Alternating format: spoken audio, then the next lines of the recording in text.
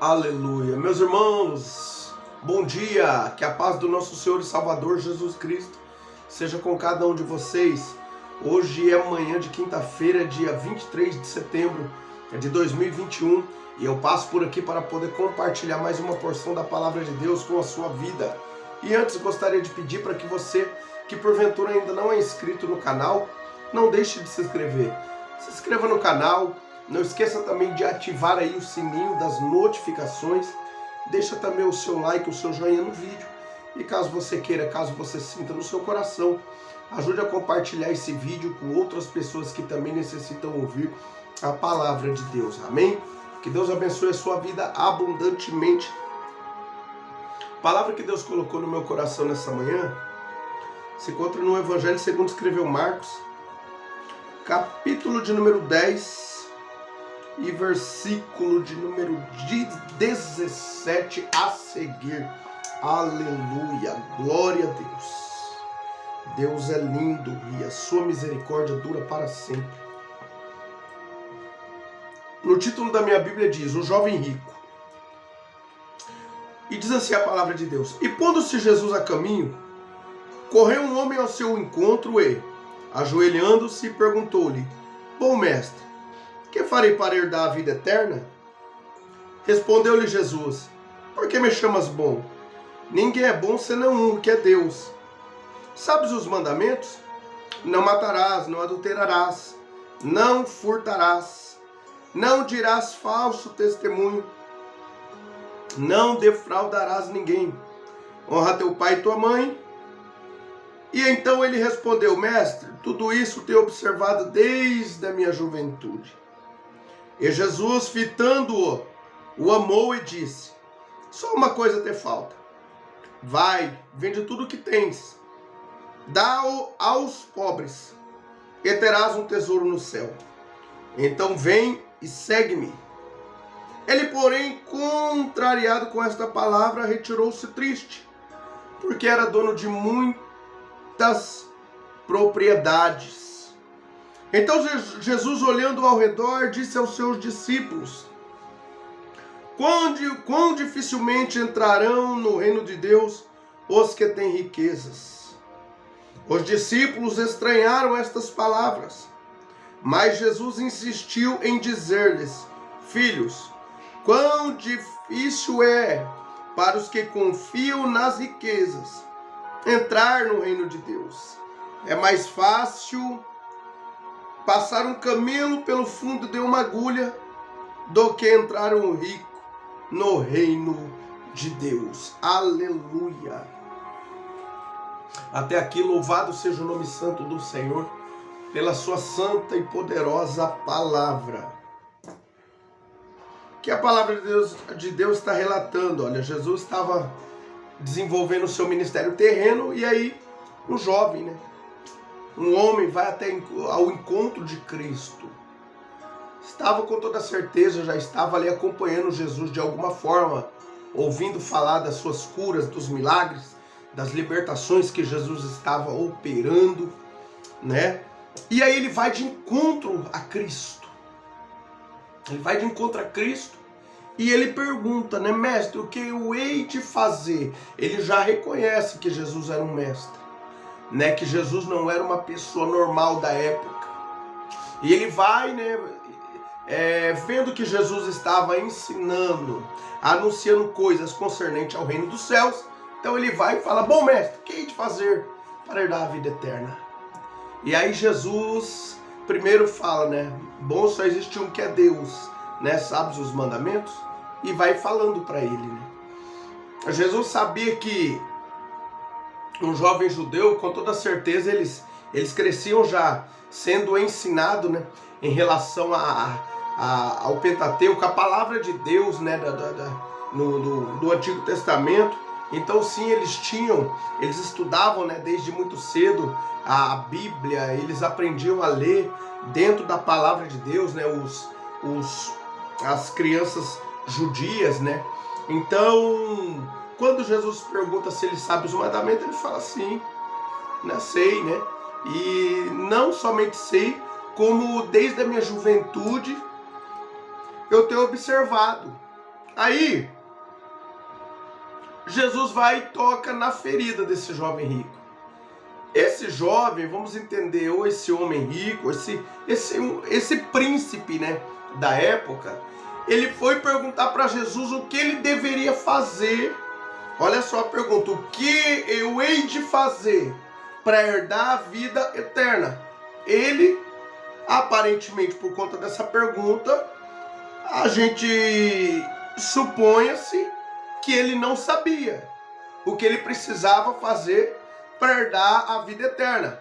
Quem sabe aquela religiosidade ao qual ele estava inserido na época, ele não estava sendo suficiente, o que verdadeiramente não estava, né? Para que ele pudesse ter essa convicção no seu coração de que ele estava salvo por meio daqueles ritos que ele era acostumado a cumprir, né? Aquelas leis que ele era obrigado a cumprir na época, né?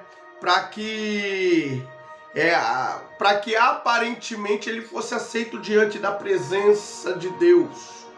Então, olha só, quando ele fala: mestre, o que hei de fazer de bom para herdar a vida eterna? Mostra-se que ele não tinha essa convicção no coração de que ele estava salvo. Ele sentia que no seu interior faltava alguma coisa. E nessa necessidade ele corre até Jesus. Só que ele corre até Jesus e o texto nos leva a entender que ele foi até Jesus, mas ele estava esperando uma resposta favorável da parte de Cristo. Sabe aquelas pessoas que vão para a igreja e só querem ouvir palavras boas? É o tipo desse jovem aqui. É um tipo desse jovem aqui. Esse jovem, ele foi perguntar para Jesus o que ele precisava fazer para herdar a vida eterna. E a gente vê que quando Jesus então dá a receita para ele e toca na ferida, Jesus foi na ferida, né? Quando ele falou que era observador dos mandamentos, Jesus falou assim para ele: então vai, só uma coisa, aqui em Marcos fala, só uma coisa te falta, vai, vende tudo o que tem, todas as suas riquezas, distribui aos pobres, e terás um tesouro no céu, depois vem e siga-me. Quando Jesus mostra para ele o que é necessário, ele se entristece. Esse aqui é típico daquelas pessoas que só querem a bênção de Deus, mas não querem o Deus da bênção. Querem só as coisas boas de Deus, mas não querem as provas, não querem as lutas. E vale lembrar que as lutas, as provas, as dificuldades, os vales, os desertos, vem tudo no mesmo pacote. Não tem como eu querer só as bênçãos de Deus e não ter prova, e não ter lutas, e não ter dificuldades, e viver só tempos bons diante da presença de Deus. Não há nenhuma possibilidade disso acontecer. Mas tem pessoas que é assim. Elas não querem os lados ruins. Elas não querem as provas, os contratempos. Na verdade, ninguém quer. Mas, na verdade, essas não querem mesmo. Não querem e não querem entender que tudo isso faz parte do pacote. Só quer as coisas boas. Olha a mulher de Jó. Olha a mulher de Jó. A mulher de Jó, quando tudo estava favorável, quando a família estava levantada, quando não faltava nada, quando havia fartura na mesa, bonança nos celeiros, a vida estabilizada, tudo estável, tudo tranquila, era glória a Deus e aleluia. Quando o bicho pegou, vou falar logo assim, quando o bicho pegou, o que ela fez? A fé caiu lá nos pés. E aí, em vez de trazer uma palavra de consolo para o marido que já estava destruído internamente, ela vem e fala: ainda conservas a tua integridade? Amaldiçoa o teu Deus e morra. Aí o que Jó fala? Falaste como uma louca, mulher. Até aqui nós não aceitamos o melhor de Deus, os bens de Deus, e agora esse mal a gente não quer aceitar. Agora que Deus permitiu essa prova aí, ou que nos colocou nessa prova, que ele não sabia a origem de tudo aquilo lá. E aí Jó fala: agora você não aceita? Só que as coisas boas da parte de Deus, agora vem o mal e murmurar? É dizer que Deus não está contigo? Nós tem muito disso, né? É dizer que Deus nos desamparou, nos esqueceu? Aí Jó falou: não convém que sejais assim. E esse jovem rico é um tipo de uma pessoa que só quer as bênçãos de Deus, mas não quer o Deus da bênção. Só quer as bênçãos de Deus, os milagres de Deus, mas se Deus liberar o milagre que elas tanto necessitam, elas abandonam a fé, elas correm, elas não voltam mais para a igreja. Tem pessoas que é assim, infelizmente. E o jovem pediu para Jesus quais eram as condições, o que ele precisava fazer para herdar a vida eterna. Quando Jesus fala, ele não está disposto a fazer. Ou seja, ele foi até a Cristo, ajoelhou-se, olha só, aparentemente um estado de humilhação, de reconhecimento, que Jesus era um mestre mesmo, né? Um sinônimo também do quê? De humildade, de reverência, mas no coração dele, ele não estava disposto a seguir as orientações de Cristo, embora ele reconhecesse que Jesus era o mestre, um mestre da época. Ele não estava disposto a colocar as palavras de Jesus em prática, ou seja, ele só queria o que lhe fosse favorável. Ele queria servir a Deus da maneira dele. Essa é a grande verdade. Do jeito que ele é. Do jeito que ele é. Tem pessoas que caem na besteira de achar que vem para Cristo e não precisa mudar. Negativo. Deus nos chama do jeito que nós estamos. Na condição que estamos. Sujo do mundo, preso nos vícios, escravo do pecado, escravo da maldade, súditos do diabo, marionetes do cão. Mas quando a gente vem para Cristo e começamos então a desenvolver a nossa vida, o nosso relacionamento com Ele todos os dias, o Espírito de Deus então ele começa a trabalhar no nosso interior e começa a nos libertar daquilo que nos escravizona. Ou seja, começa a nos libertar da escravidão do pecado. Depois ele começa a tirar da gente os vícios que estavam impregnados, enraizados em nós, por conta da vida dissimulada que vivíamos outrora sem Cristo. Então ele começa o processo de libertação. Começa aquela limpeza. Só que tem pessoas que estão dentro da igreja também, vale lembrar, elas sabem que são invejosas, elas são cobiçosas, são gananciosas, são egoístas, são linguarudas, são, como que eu posso te dizer, são mentirosas, praticam muitas formas de mal e sabem que é um defeito que elas possuem, mas elas ficam dando glória a Deus e aleluia dentro da igreja, e ela quer permanecer nessa condição. Elas não deixam o Espírito de Deus fazer a mudança que é necessário ser feita para que esses defeitos de caráter, essas imperfeições sejam corrigidas. Elas não deixam. A pessoa sabe que é invejosa, inveja um, inveja outro, só que ela não tem coragem de orar e falar: Senhor, tira a inveja do meu coração, porque eu sei que eu tenho esse sentimento, mas não quero ter, porque a tua palavra fala que isso aqui é obra da carne, fala que isso aqui é coisa maligna. E ou seja, a pessoa não faz essa oração, não deixa o Espírito de Deus trabalhar. Ela anula o Espírito de Deus, não deixa. E aí ela fica desse jeito e vai vivendo dentro da igreja assim. Ela não quer mudança. Ela sabe que ela é um egoísta lascado, mas não deixa Deus mudar, o Espírito de Deus trabalhar. Ela sabe que é gananciosa, que o dinheiro é tudo para ela, mas ela não deixa, ele não deixa o Espírito de Deus arrancar esse espírito de ganância. Ou seja, e assim tantos problemas, seja mentira, seja um adúltero, seja o que for. eu tô falando, né? Cada um de nós temos as nossas imperfeições a serem corrigidas diante de Deus. Mas o que faz a diferença é que eu entendo que eu não posso ser ao contrário do que a Bíblia me orienta a ser. Então, um exemplo, como eu falei da inveja, eu sou invejoso, um exemplo. Então eu vou orar para Deus tratar comigo, tirar isso de mim, entendendo que pela Bíblia Sagrada eu não posso ser invejoso.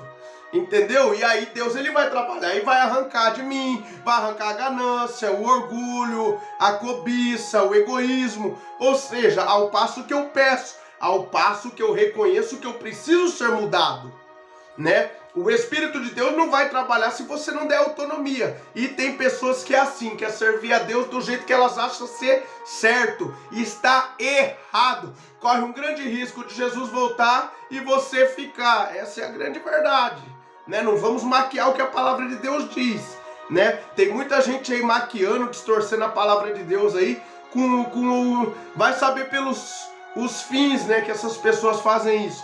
Mas nós temos que analisar a Bíblia do jeito que ela é. Não adianta, né? A porta é estreita para todo mundo, né? O caminho é apertado mesmo, mas é o caminho que nos conduz para a vida. E graças a Deus por estarmos hoje nesse caminho, né? Por termos sido alcançados por Cristo.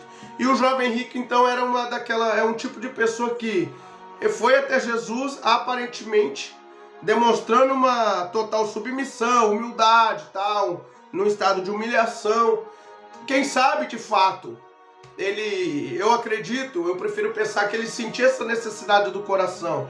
A religião estereótipa que ele vivia na feita não estava sendo suficiente para ele ter a certeza de que estava salvo em Deus. E aí ele vai até a Cristo, mas quando Jesus propõe para ele, toca na ferida, Jesus aqui tocou na ferida, viu que ele era apegado ao dinheiro, ele colocava as forças no dinheiro. Salmo 20, versículo 8 vai dizer o quê? O 6, 7, né? Vai dizer, uns confiam em carro, outros em cavalos, mas nós faremos menção do nome do Senhor. Uns confiam em carro, outros em cavalo, ou seja, nas coisas corriqueiras, mas nós confiamos em quem? Em Deus. O jovem confiava no dinheiro, a força dele era o dinheiro. Para ele o dinheiro era o que regia a sua vida e não Deus. Deus aqui para o jovem aqui, pela Bíblia Sagrada, era segundo plano, o dinheiro era primeiro, por isso que ele não quis. Ele não quis Deus, ele preferiu este mundo, ele preferiu essas coisas momentâneas. Jesus deu a receita para ele herdar a vida eterna. Ele não quis. Jesus falou, vai, vende tudo que tens, distribui aos pobres e terás um tesouro no céu. Jesus já falou tudo, depois vem e siga-me. Ou seja, ele falou, saiu triste, por quê? Porque ele não queria abrir mão das suas riquezas. E por que Jesus falou isso? Em outro trecho da Bíblia a gente não vê uma outra passagem como semelhante a essa aqui, né, o qual Jesus manda vender as riquezas, dizendo que é pecado ter possuir riqueza. Não, em nenhuma outra passagem. Mas por que há esse relato aqui? Porque a força do jovem estava no dinheiro. É proibido ter riquezas perante a Bíblia? Claro que não. Claro que não. Salmo 2, verso 8 diz, pede, te darei as nações. Aonde está na Bíblia que não pode, né, ter dinheiro? Mas a Bíblia vai dizer que o amor ao dinheiro é a raiz de todos os males. O amor ao dinheiro, a confiança no dinheiro, né? Tem pessoas aí que vivem com a sua confiança pautada nas riquezas, nos bens que possuem, e elas não se preocupam em vida com a salvação, com a vida após a morte. O Deus dela é o mamon, é o dinheiro. Elas vivem em torno do dinheiro. Muitos perdem até o sono pelas madrugadas, por conta das suas empresas, dos seus negócios que estão ali. É muita coisa para poder resolver, é dinheiro investido em tantos lugares aí que a pessoa chega a tirar até o sono. Ou seja, ela vive em torno do dinheiro. A confiança dela não está em Deus, está no dinheiro, está nas suas capacidades ali, nas suas capacidades ali particulares, né? Ou seja, a pessoa está... o Deus delas é o dinheiro, né? A segurança dela é ela que promove. Essa é a grande verdade, né? E isso daí acontece muitas vezes até dentro da igreja aí, em alguns ministérios que eu já vi líderes líderes que estão podres de ricos e andam com segurança, andam com carro blindado. Aí você me diz, a confiança desses homens tá em Deus? Aonde? Eu não estou falando mal, eu estou fazendo uma colocação, tanto é que eu não estou citando nomes, tá? Mas é para que você entenda, não me interprete mal, né? Eu não estou com a intenção de denegrir ninguém aqui, mas eu estou querendo dizer o que a Bíblia diz. A confiança dessas pessoas está onde? Em Deus? Se eu confio em Deus, eu não preciso me armar, colocar uma arma na minha cinta ou dentro da minha casa, achando que essa arma vai me livrar do assaltante. Se ele porventura pular dentro da minha casa. Se a minha confiança está em Deus, eu não preciso andar em carro blindado. Eu falo isso com experiência própria. Quando eu me converti, eu vim do mundo do crime. Há 11 anos atrás, aí em 2014, mal recente tinha saído da prisão, cheio do Espírito Santo. Estava orando cerca de 6 horas de oração por dia. Estava ali cheio de Deus. Por conta de uma briga antiga minha, os caras chegou, matadores de aluguel, chegou a achar que agora que eu era cristão, iriam me matar. E eu cheguei no culto de domingo, estava com a minha esposa na frente de casa, 11h30 da noite, na calçada. E eu já sabia que os caras estavam rodeando a minha casa. Para resumir, que o tempo já está indo ali, o que aconteceu? Chegou nesse domingo à noite, 11h30 da noite, os caras desceram em 4, dentro do Gol terceira geração, pararam na frente da minha casa. Só estava eu, eles e a minha esposa. E eu vi eles tocando rap vindo. E quando eles vieram, eu não sabia quem era que estava dentro do carro. Mas eu peguei e falei, eu vou correr, eu não vou correr. Eu temo a Deus, não vou correr pro diabo. E aí falei pra minha esposa, olha que ali, ó, quando ela viu, eu falei, os carros ficou parados 10 minutos do outro lado da rua. 11h30 da noite não conseguiram descer do carro. Eu falei, tá vendo aquilo ali? É a maldade. Falei pra minha esposa, mas o que eu vou fazer? Eu vou correr? Eu falei, não vou correr. Eu temo a Deus. E eu com terno, gravata, tinha vindo do culto, não tinha trocado de roupa ainda, estava lá com a minha esposa conversando na frente de casa, e ela montada na moto dela, virada pra fora, com metade da moto pra dentro da casa do meu finado pai, e outra metade na calçada, e eu no meio da calçada, e os caras atrás de mim com o carro parado, e eu sabia que eles foram ali para me matar. E aí eu não arredei o pé, eu falei, eu temo a Deus, eu não vou correr pro diabo. E aí fiquei parado. O que aconteceu? Passou 10 minutos, quando minha esposa viu que era maldade mesmo, que os caras estavam ali, ela se tocou, ela falou, posso orar pela tua vida? Eu falei, pode orar. Quando ela terminou de orar, pedindo para Deus acampar os anjos ao meu redor, os caras ligou a chave do carro e partiu e foram embora. Não sei até hoje quem estava dentro daquele carro. Mas resumindo, quando foi no outro dia cedinho, uma missionária de uma outra cidade me ligou. Primeiro postou no meu Facebook, a paz do Senhor, irmão Manuel, Deus manda te dizer que ele te deu livramento de morte. Aí eu peguei, quando foi à tarde, eu liguei pra ela, falei, a paz do Senhor, irmã, tudo bem? Ela falou, a paz do Senhor, irmão.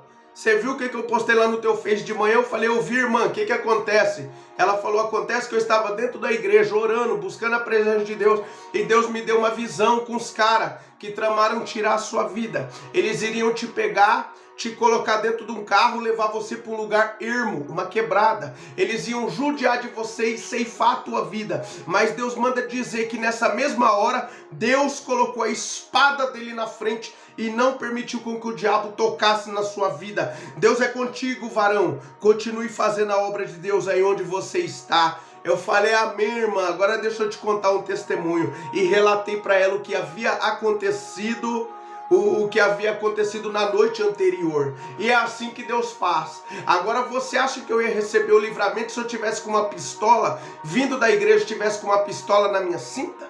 Você acha que Deus ia me livrar? Não. O mal tinha conseguido aquilo que ele estava tentando. Por quê? Porque eu coloquei a confiança na arma e tirei a minha confiança de Deus. E é assim o que acontece.